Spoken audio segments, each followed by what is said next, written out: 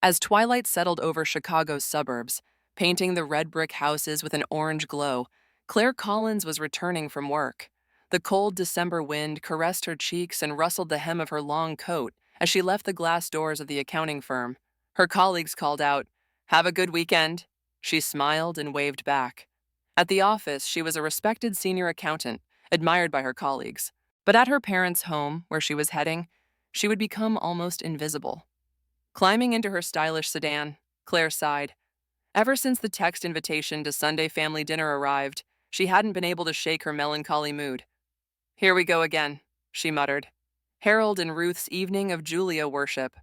Claire referred to her parents by their first names in her mind. After years of receiving cold stares since childhood, she had learned to create psychological distance. Meanwhile, her sister Julia was always called our treasure. As she entered the quiet residential area of North Terrace, lined with impressive homes, the most striking white two-story house came into view. Claire felt her heart rate increase. Julia's brand new Mercedes was already parked in the driveway. Of course she's here first, Claire thought. She took a deep breath before pressing the doorbell, preparing herself mentally. Ruth opened the door with her perfectly set hair and understated but expensive jewelry. A former nurse, she was now known for her local charity work. "Oh, Claire, you came." Ruth's voice lacked enthusiasm. Her tone was like greeting a neighbor or distant relative. "Good evening, Mother." Claire tried to maintain her smile. Lively laughter echoed from the living room, Harold's deep chuckle mingling with Julia's vibrant voice. Julia just shared wonderful news. Ruth led the way to the living room without touching her daughter's arm. "Her promotion to partner at the law firm has been officially confirmed." "That's wonderful." Claire tried to infuse genuine congratulations into her words. Just last week, she had been promoted to department manager at her accounting firm, but her mother's only response to the email announcement had been a brief congratulations. Entering the living room, Harold stood up. Even after retiring from his banking career, he maintained a businessman's posture full of dignity. "Ah, Claire," he said, but his eyes quickly returned to Julia, sitting beside him. "Did you hear about Julia's promotion? This girl is our pride and joy." Julia rose gracefully from the sofa and gave her sister a light hug. She wore a designer dress and looked youthful. "Thanks for coming," she said, though her eyes evaluated Claire's simple pantsuit from top to bottom. "Congratulations, Julia," Claire said sincerely. The sisters' relationship was complicated. As a child, Claire had grown up protecting Julia, but as teenagers, Julia gradually began looking down on her. Dinner in the dining room proceeded as usual. The topic centered on Julia's promotion, her lavish wedding plans with fiancé Andrew, and the major litigation cases she was handling. Harold and Ruth listened with sparkling eyes, asking questions and laughing. "Claire, how about you?" Ruth suddenly asked. Claire was surprised by this rare interest directed her way. "Actually, I was promoted to department manager last week," Claire said with a touch of hope in her voice. "Oh, really?" Ruth said flatly. "That's nice. Harold, well, accounting jobs are stable." Then she immediately turned to Julia. "By the way, about Julia's wedding, I've reserved the Grand Hotel ballroom, only the best for our family princess." Claire continued eating quietly. The topic of her promotion ended right there. The same thing had happened many times before. When she graduated top of her high school class, when she earned honors in college, when she secured her first major client. Her successes were always dismissed with, "Well, that's nice," before conversation quickly shifted back to Julia. "I can help with your wedding preparations," Claire offered. "I recently helped with a friend's wedding, so I have some experience." "Oh, Claire," Julia smiled slightly. "Thank you, but we've hired the best wedding planner, so we're fine. Besides," she paused as if choosing her words carefully, "you're still spending your time as, well, an ordinary accountant. Planning a glamorous wedding isn't really your domain." "Julia," Ruth lightly scolded, but her eyes were smiling. Claire maintained her smile while feeling deeply hurt inside. She should be used to her family's words by now, but each time added a fresh wound. By the time dessert was served, Claire was quietly planning her escape route. "I should be going now. I have work early tomorrow," she said. "Already?" Harold said disapprovingly. "We were just about to hear about Julia's honeymoon plans." "I'm sorry. We'll catch up next time." Claire stood up. "Julia, congratulations again." Only Ruth came to see her off at the entrance. "Claire," she said as she handed her daughter her coat, "you should take better care of yourself. You're a good girl, but you should—" She paused as if searching for words. You should enjoy life more. Like Julia. Claire inwardly smiled bitterly at her mother's words. It wasn't that she wasn't trying. It was just that her successes and joys were either ignored or minimized in this house. Back in her car, Claire gazed at her parents' house illuminated by streetlights. Deep inside, questions always swirled. Why was she alone, so alienated? What was different about her? 2 days before the wedding, Claire stood at the entrance of an elegant country club. The venue for Julia's rehearsal dinner was appropriately dignified for the Collins family princess. The stone building, surrounded by trees, exuded a majestic atmosphere in the evening light.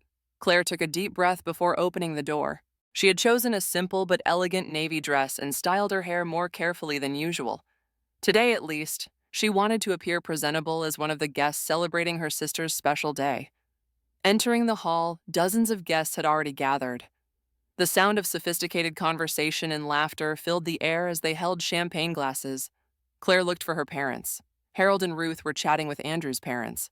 Claire, glad you could make it, Ruth acknowledged her daughter, though her eyes were already looking over Claire's shoulder, anticipating the next arrival. Sorry I'm late. Work ran long. Claire apologized. It's fine, Ruth said lightly. Julia hasn't arrived yet. She and Andrew were having a special couples treatment at the spa. After some small talk, Claire headed to the bar. As she received a wine glass, she heard a voice behind her. Are you Claire? Turning around, she saw 3 women in elegant dresses. She immediately recognized them as Julia's friends. Their faces showed curiosity rather than friendliness. Yes, good evening, Claire smiled. We're Julia's friends from college, one woman said. I can't believe you're her sister. Julia always acted like an only child. Claire's smile froze. We didn't spend much time together. Julia was always so talented and charismatic, another woman said. From what I've heard about you, you're... She hesitated for a moment as if choosing her words. More of the plain type. Claire didn't know how to respond. Fortunately, at that moment, applause erupted and all eyes turned to the entrance. Julia and Andrew had arrived. Julia wore a pure white cocktail dress and literally glowed. She placed her hand on Andrew's arm and smiled at the guests like a movie star. Harold proudly rushed to his daughter with open arms. Our family treasure has arrived, he announced loudly, drawing warm laughter from the crowd. As the night wore on, Claire spent most of her time in a corner of the room. All the toasts, touching speeches, and reminiscences revolved around Julia. Her parents talked about Julia and Andrew's future plans, their new home, and their hope to hold grandchildren soon. Claire quietly observed, smiled, and applauded at appropriate times. Her presence was like a shadow caught in a family photograph. On the wedding day morning, Claire woke up early and headed to the venue. Though she hadn't been chosen as a bridesmaid, she hoped to help with something at least. Arriving at the luxurious church, the bridal preparation room was already buzzing with activity. Julia sat in a chair surrounded by busy professional hairstylists and makeup artists. Ruth and Julia's close friends were chatting animatedly while drinking champagne. Good morning, Claire called out, and a momentary silence fell. Claire, you're early, Ruth said, but everything's fine, proceeding smoothly. Is there anything I can help with? Claire asked. Thank you, but that's not necessary, Julia answered through the mirror. The planner has arranged everything. Claire just smiled and stood in a corner of the room. The conversation returned to the topic before her arrival, and her presence seemed quickly forgotten. Before the ceremony, family photos began. As Claire approached, the photographer waved her away. Excuse me, this is for family only. I'm her sister, Claire said quietly. Oh, Claire, Ruth interrupted. Right now we're just taking photos of the bride's parents and groom's parents. You can, she thought for a moment, take individual photos later. But later never came. The photo sessions continued, one after another, and Claire was never called. Bride with parents, bride with attendants, both families. All combinations were photographed, but Claire didn't appear in a single one. The ceremony proceeded solemnly. Claire sat at the edge of the relatives section, watching her sister begin a new chapter in life. Her emotions were mixed, happiness for her sister and pain at not being recognized as a member of this family. The reception was held in a luxury hotel ballroom. Claire looked for her name on the seating chart. She wasn't at the main family table, but assigned to a distant table with distant relatives and company colleagues. As the night progressed, champagne and wine flowed, and the atmosphere grew merrier. The dance floor was crowded, and Harold had finished several whiskeys. His cheeks were flushed and his walk slightly unsteady. At the buffet table, where Claire had stopped for a light snack, Harold approached her. Claire. His voice was louder than usual, causing people nearby to turn around. Still alone today? When are you going to bring a boyfriend? Look at Julia. She's perfect. Today is Julia's day, Dad, Claire answered quietly. Don't worry about me. Not worry. Harold's voice grew louder. You've been a disappointment since the day you were born. Embarrassing compared to Julia. A hush fell over the surrounding area. Claire stood frozen. Ruth grabbed her husband's arm, trying to restrain him, but Harold continued. This girl is our pride. You've always been... Harold, stop! Ruth interrupted her husband, but the agreement in her eyes hurt Claire even more deeply. An awkward silence enveloped the venue. Tears welled in Claire's eyes, but she desperately tried not to show them. Andrew shifted uncomfortably in his chair. Harold. Ruth called her husband's name, but there was no intention of opposition in her voice. Julia laughed to break the tension. She winked at her new husband. She never could read the room. Claire slowly placed her napkin down. I'll excuse myself, she said quietly. No one tried to stop her. Claire left the venue with dignity intact. Once through the hotel's revolving doors, the cool night air caressed her cheeks. Tears began to flow. On the way home, a question emerged in her mind more clearly than ever before. Why am I so different from everyone else? Back in her apartment, Claire pulled out an old family album. She studied photographs of herself as a small child, her parents, and Julia. There was a strange pattern. Her parents and Julia shared the same features. The same nose shape, same eye color, same curve of smile. But Claire alone was different. She didn't resemble anyone in the family. Could it be? A terrible suspicion grew in her heart. A week later, Claire's cell phone rang. Ruth's name appeared on the screen. She hesitated for a moment before answering. Claire, Ruth's voice was calm as usual. Come to the family dinner this Sunday. Julia and Andrew are returning from their honeymoon. Claire caught her breath. After what happened at the wedding, she had received no apology from her parents. Not a single word about Harold's drunken outburst, as if nothing had happened. All right, she answered simply. She couldn't find the courage or reason to refuse. On Sunday, Claire again stood at the Collins family doorstep. She blamed herself. Why had she come again? But deep in her heart was a small hope. Maybe this time would be different. Maybe Harold would apologize. Harold opened the door. He merely nodded slightly at his daughter. You're late, he said, and walked past Claire toward the living room. Julia and Andrew were already seated in the living room. Their tanned faces told of a tropical beach honeymoon. Julia waved at Claire. So you came? Her voice carried a slight tone of victory. Dinner proceeded as expected. Detailed stories of the honeymoon, plans for married life, and Andrew's career at his law firm. Ruth and Harold asked eager questions and expressed admiration at Julia and Andrew's stories. Claire quietly continued eating, nodding at appropriate times. By the way, Andrew, Claire tried to join the conversation. Does your law firm specialize in corporate law? I'm interested because my company sometimes needs legal consultation. Suddenly, the table atmosphere changed. Harold put down his fork and stared at Claire. That's none of your business. His voice was low and dangerous. Andrew's firm deals with major corporations. They wouldn't bother with your small accounting work. Claire looked at her father in surprise. I was just asking. Enough! Harold's voice grew louder. You always interrupt. This is Julia and Andrew's dinner. We didn't come to talk about your job. Ruth placed her hand on her husband's arm, but made no effort to stop him. Julia raised her glass and smiled. Dad, it's okay.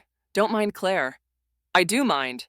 Harold stood up, placing both hands on the table. Did you come here to do something worthless?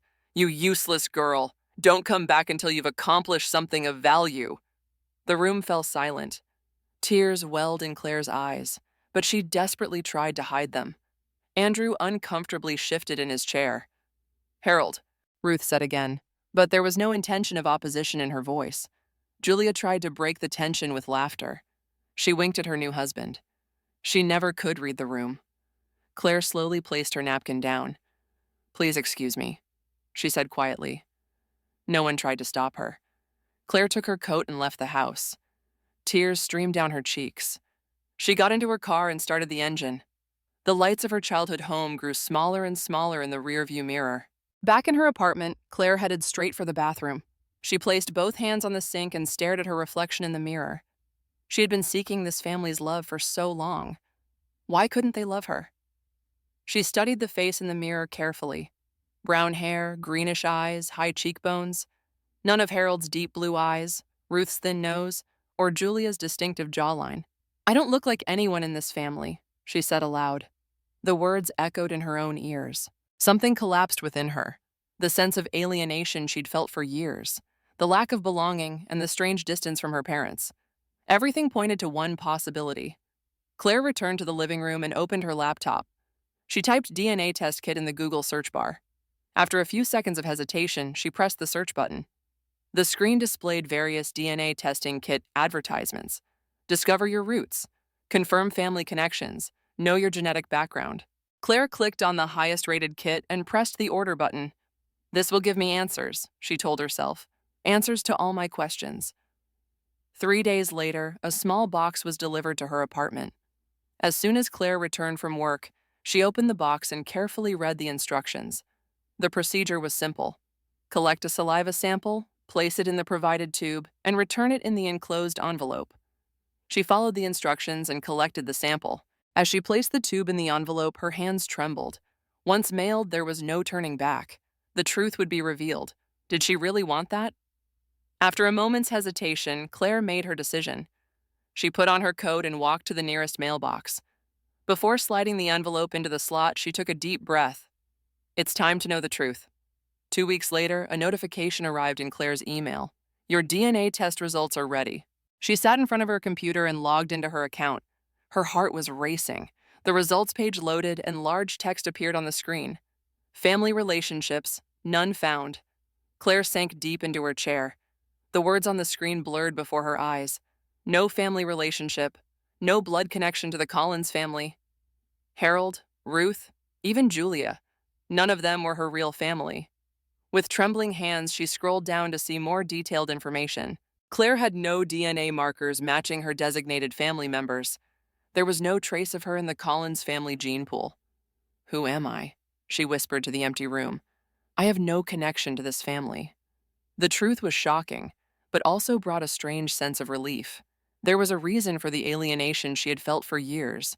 She wasn't unloved because of something wrong with her, but because a deeper secret existed. Claire stood by the window and looked up at the night sky. Her life was now heading in an entirely new direction. She was about to embark on a new journey in search of a truth she had never known. She paced back and forth in her small apartment living room, clutching the printed DNA test results with trembling hands. The morning sun streamed through the curtain gaps, creating long strips of light on the floor. She hadn't slept all night. "Where do I even begin?" Claire asked herself. She opened her filing cabinet and pulled out a folder containing personal documents, birth certificate, passport, old school records. Claire carefully examined her birth certificate, date of birth, place of birth, parents' names, Harold and Ruth Collins. At first glance, everything seemed normal, but looking closer, she noticed several suspicious points. The certificate's issue date was 3 months after her birth date. Furthermore, Chicago General Hospital was listed as the birthplace, but Claire had been told by her mother that she was born at North Terrace Community Hospital. "This doesn't make sense," she murmured. Claire opened her laptop and accessed the Chicago Public Library's digital archive. She began searching for newspaper articles from her birth year, 1986, in the Chicago area. Time passed, and her morning coffee grew cold. Claire's eyes were tired, but she continued searching. Suddenly, her fingers stopped. The screen displayed a Chicago Tribune article dated March 15, 1986. "No progress in Collins' baby kidnapping case." Claire's heart pounded fiercely. March 15th, her birthday. As she read the article, she felt her body growing cold. The 3-day-old daughter of James and Catherine Collins was taken from North Terrace Community Hospital by unknown persons. The baby, named Emily Wilson Collins, has a distinctive small birthmark on her right ankle. Claire stared at her right ankle. She had always had a small brown birthmark there. As a child, Ruth had called it a natural blemish and told her to hide it whenever possible. Feeling dizzy, Claire printed out the article. She hurriedly put on her coat and grabbed her bag. The old records room at Chicago Police Headquarters smelled of dust and aged paper. Claire filled out a public records request form and waited. She was fortunate. The archivist in charge, Robert Johnson, was kind and helpful. The Collins kidnapping case from 1986? He raised an eyebrow. One of our unsolved cases. Why are you looking into it? It's part of a genealogy project, Claire lied. My cousin was born on the same day, so Robert may not have believed her, but he brought an old file box without comment. Only publicly available records, he explained. Some investigation records are still confidential. Claire opened the file and froze. There was a baby photo, and she recognized that face. It was the same face she had thought was her own baby picture. Next to it was a photo of a grieving young couple. The woman's greenish eyes were the same color as Claire's. The man's high cheekbones matched Claire's. Her hand trembled. Were these her real parents? She examined the records further, reading the investigation details and testimonies. Then she found another crucial piece of information. Multiple suspects had been investigated at the time of the kidnapping, but without conclusive evidence, the case remained unsolved. On the suspect list were Harold and Ruth Collins, who lived in the North Terrace district at the time. "This is no coincidence," Claire whispered. Claire whispered in a trembling voice. With permission, she copied parts of the records and headed to her next destination. Claire's sedan stopped in front of the house where she had grown up. She took a deep breath, clutching the folder containing the evidence she had gathered. Today, she intended to learn the truth. Ruth opened the door. "Claire," she said with surprise. "What are you doing here?" Harold said. "We need to talk," Claire said quietly but firmly. "I want Harold to join us too." In the living room, Claire sat across from her parents. She took out the DNA test results. "Please explain this," she said. "Why do I have no blood relation to you?" The color drained from Ruth's face. Harold cleared his throat but couldn't speak. "And this too." Claire spread out the newspaper article and copied police records. Emily Wilson Collins, a baby kidnapped on March 15, 1986, my birthday. A baby with the same birthmark on her right ankle as mine. "This must be some mistake," Harold said in a low voice, but his eyes reflected fear. "It's not a mistake," Claire replied quietly. "You kidnapped me, didn't you? And forged my birth certificate. Why?" After a long silence, Ruth began to cry. "Harold, we can't hide it anymore." Harold sighed deeply. "We wanted a child," he began, "after years of fertility treatments with no success. Then we saw you at a shopping mall. No one was watching." "It was impulsive. You were so adorable," Ruth continued tearfully. "We thought we could be good parents, give you a wonderful life."